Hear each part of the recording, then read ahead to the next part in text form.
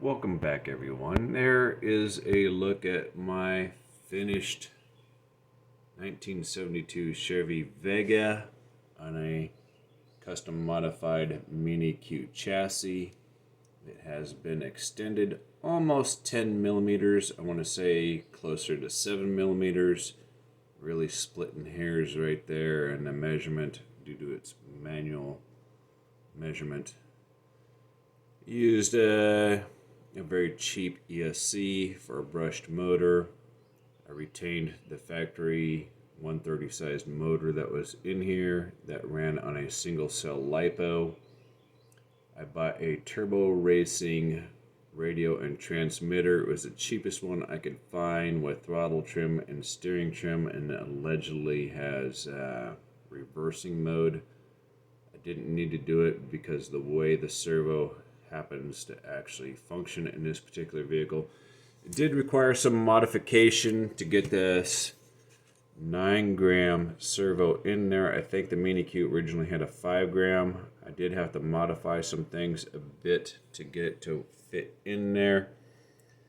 They call this an all metal geared servo, and I'll provide links to them as soon as possible, but the motor pinion gear is not metal. It is a transparent case. This case right here, so you can clearly see metal gears in there. If I was to pull one out and show you, 4 of them were approximately 12 bucks, which isn't bad. I had to shave down the arm, the wing, or whatever you want to call it, and I had to notch the chassis to fit that in there. I originally didn't notch it correctly. As you can see, there's a little bit of a gap right there, but the servo is still held in place firmly through this top plate right here, and it functions appropriately. I used a brass screw. I couldn't find the original servo horn, or not a brass screw, but a brass sleeve type thing. Let's see if we can get a good view. Yeah, you can probably see it down in there. There's a delay on the camera, but that joker right there, that's my steering. It's just a brass rod. I heated up slightly and stuck it in there. I lubricated all the gears and the bushings. This particular Mini Q does not have actual ball bearings. It has bushings. I don't want to spend very much money on it, and I test drove it last night. And during the test driving process, I decided to drive it off my bench onto the ground and sheared off the steering knuckle. As you can see, here's one right here, and here's the other piece that would normally be somewhere right about in that area, and then that would be the screw that would retain the tires.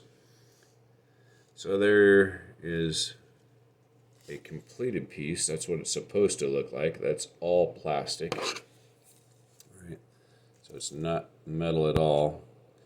Then I have some Kosho Mini Z ones that are metal. So I just swapped out 2 front ones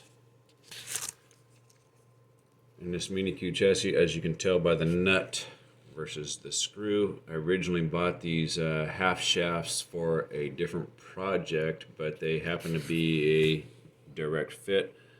They're a little bit tight in the bushing, but with a little lubrication and some pre-running to help break it in, it is working pretty well. But if you're going to go that route on your Mini Q chassis, I'd recommend getting some lock nuts.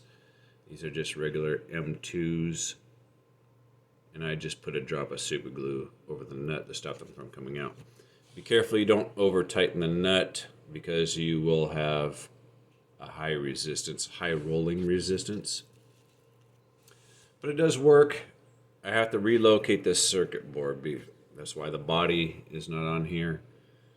I need to move this circuit board in about another 1/4 of an inch or more if I can. It is hitting the side window up in here, but it does work appropriately. This is the cheapest version of the turbo racing transmitter, and it's small enough where you can do this one-handed. Oops, and I forgot it was on. and record at the same time. So if you wanted to do that kind of thing, this would be a very nice transmitter. Now, there are different options for this transmitter. You can get a digital one with string and reverse. This one allegedly has reversible deals on it, and a channel 3. Let me turn this off for a second so it's not glaring in the light.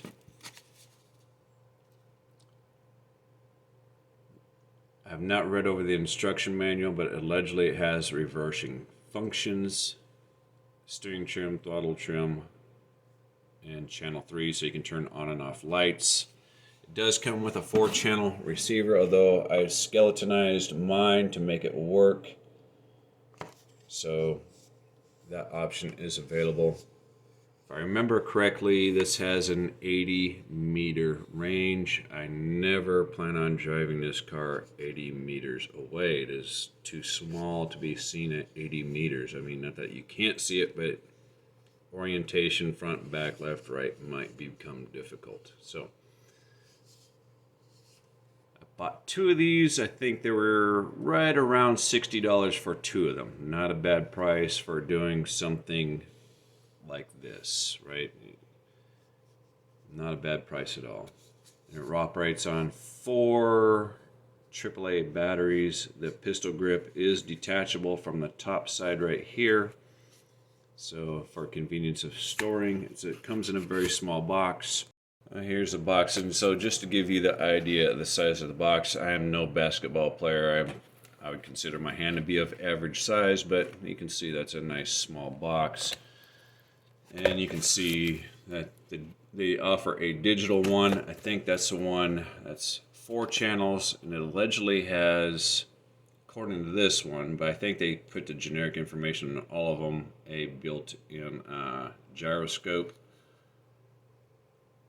As you can see right down there, almost front and center of your screen, built-in fail-safe, battery display.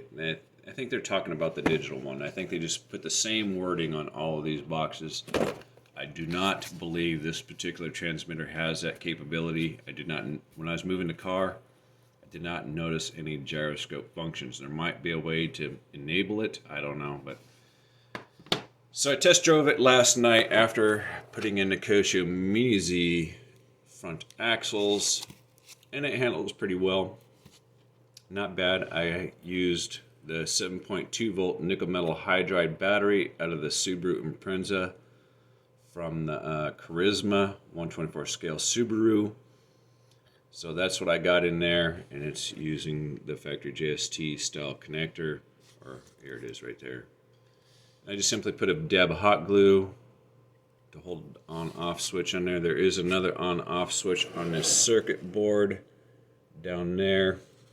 I don't know, I just assume unplug the battery and just leave everything else alone. I did make this custom plate right here just to kind of keep things nice, neat, and tidy. This, for those of you who do not know, this does have front and rear suspension, and it did handle pretty well. I put Mini Z tires on the Mini Q wheels, but I think I'm going to go ahead and order some Mini Z all-wheel drive wheels and set those on here, and then I'm going to call this one pretty much done. I think before I drive it with the body on, I want to go ahead and make a vacuum mold of this body before it gets damaged, because this is technically a model. It's not really a Lexan body. It's kind of a hard plastic, if you want to call it that. But I want to make a lightweight version of that. It might be a little bit more flexible, and maybe if one of you guys out there wants one, when I get that to that point, you guys can give me a shout out, and I'll see what I can do to hook you up if I'm able to successfully replicate this. We'll see in the near future, like all things. Anyway, hope you guys get inspired, get creative. Oh, let's do one other thing. So there is a Mini Z, and although it might not be noticeable on camera, I just kind of lined up visually the rear tires, and we can see that the wheelbase on this Mini Q that I had to stretch the chassis on is just a little bit bigger, but they're very, very similar in scale. I think Kosho calls this a 1/28 scale. I forget what the scale is on the Vega. Let's see if I still have the box right here. If it says the Vega is allegedly 1/25th scale, and that's what it originally looked like if you were to build it out of the box. So, other than that, get creative, get inspired, explore, challenge yourself, do new things all of the time. Have a good day.